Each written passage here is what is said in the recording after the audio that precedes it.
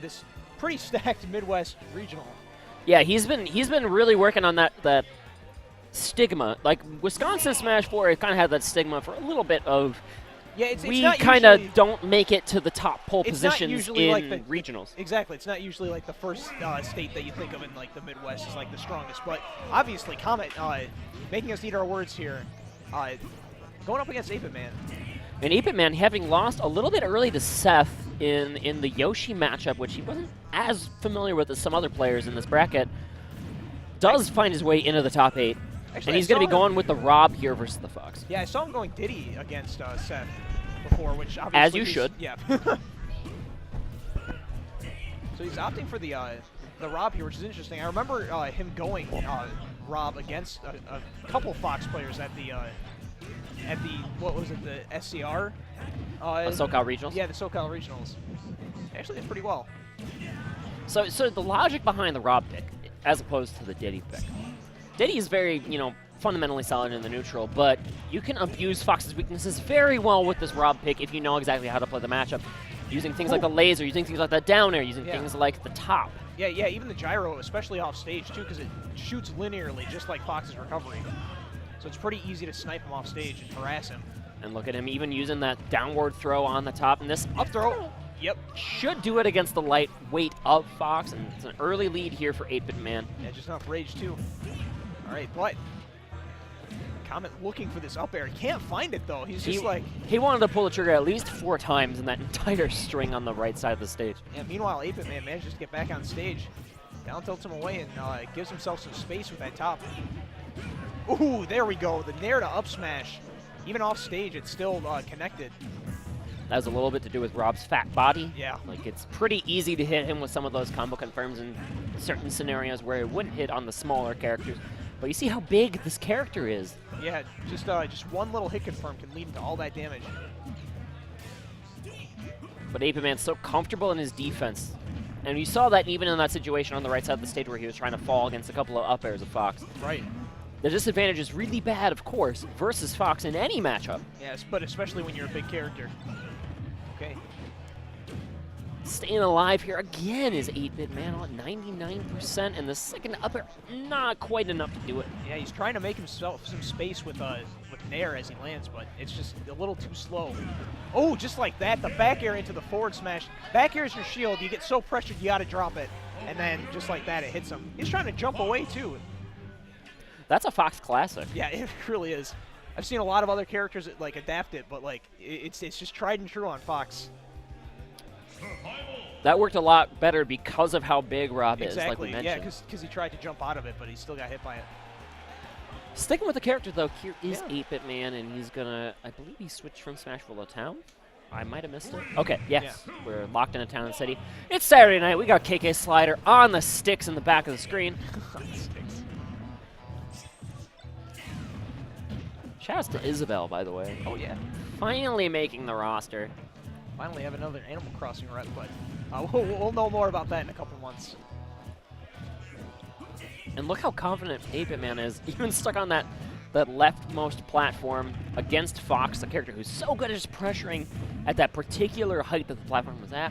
I mean, like, if you're going to be stuck at the ledge, you might as well play a character that has some decent, like, harassment tools while he's at the ledge, like Rob does.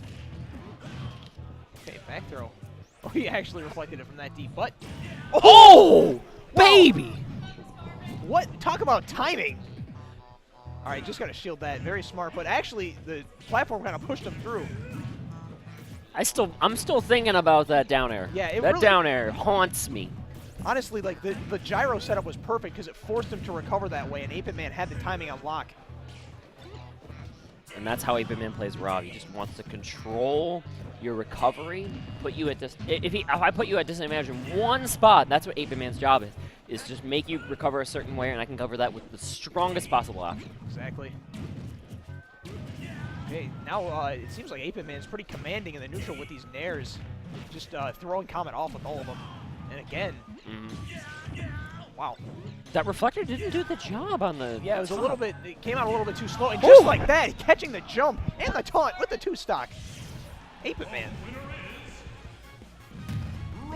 The night and day, game 1 and game 2. incredible play. Yeah, that was 8BitMan's plan all along, except it didn't work out in game 1. But it worked out in spades game 2. We're going to see if he can assert that kind of control again. Comet wants to get the job done here on Tenant City. He is counter picking right back to the stage 8BitMan picked. Yeah, that's interesting. Fox is kind of a relatively stage-independent character. Yeah, like, his true. game plan works more or less the same on every single stage. Yeah, and they're probably going to be banning triplats, so, like... Yeah, it makes sense to have this end up on Town and City between both of these players. But 8BitMan, again, just using all of his projectiles to his advantage and gets the power shield into the down throw. Just going for the up air for some damage. Ooh, trying to shark him even more. Oh, get off that platform, 8Bit. He made it. We're good. Man, he's just assaulting him with these lasers. Oh, this is going to be a punish. Oh, kind of a yeah, interesting. weird situation there. Yeah, because like the jabs push you so far back. It's like, can I really get the hardest punish I can? Let me just go for something I know I can hit. Also, with the top right behind Comet, put him in a bad spot. But okay, we're looking for an air dodge here is 8BitMan. Not going for the air dodge read for the up air, instead looking for the back air. Yes. All right, but Comet looking for some kind of offensive here. Does get the back air. He's off stage. Ooh. Lands with the nair once again. And now he's just pushing himself forward continually with that. Grabbing the ledge, using that Fox Illusion, I'm sorry, to get over to the right. And, oh, geez, these tops are scary. Oh, there it is again. He missed the first one. He's like, okay, you're delaying your recovery. It's just going to set up for the second one. Patience from 8BitMan going to pay off. Get a big stock lead here in game 2. Only 95% on the fighting robot. Oh. Almost a jab reset situation there. Yeah, I feel like Comet is trying to just outspeed 8BitMan right now. Like, he's let 8BitMan control like the pace, even though he's like the slower character. So he's trying to get in his face a little bit more, and just like that, it works out. He does trade with the nair to get the stock. It's Fox's job in this matchup, as you mentioned, is you gotta use your speed, you gotta use your frame data advantage to just make Rob feel like he's backed into a corner. But the application of said methods here for Comet hasn't been really finding the mark against these projectiles, but now we're seeing him force the issue. You see the down air canceled out that the top from 8BitMan, and that's going to allow Comet a little bit of a window here, but now the top coming back. Yeah, now he's playing with it. All right.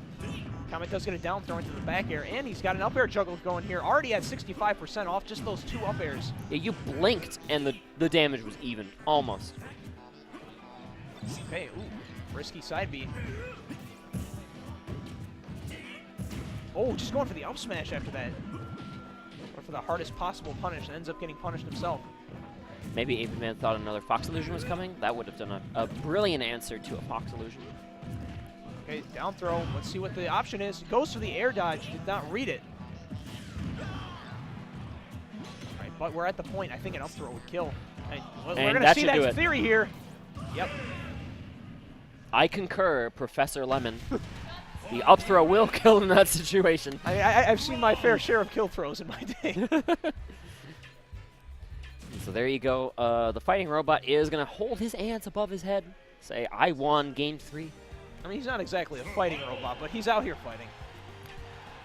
He's fighting better than some of the other robots in this bracket. We might see one of them on the other side of the loser's bracket soon, but let's see if Rob can advance over the Fox in this game 4 on Town and City once more.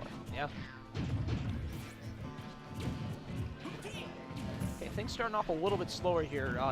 Comet's playing a lot more carefully, not getting, not letting 8BitMan like have the kind of burst of momentum to start out with. Yeah, burst momentum is a good way to describe it, even though it's not like. It's not like fast. You assume that's from a faster character really pushing the issue.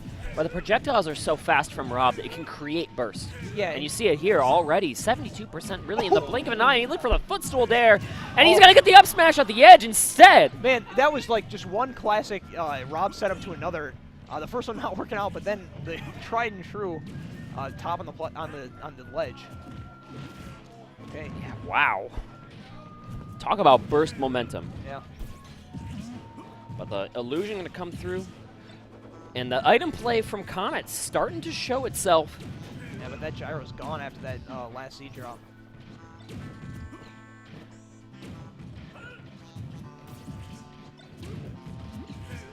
now. Just being pestered, taking a lot of percent here. He hasn't been able to find his way in since 8BitMan started this assault. Trying to force something with that up smash and.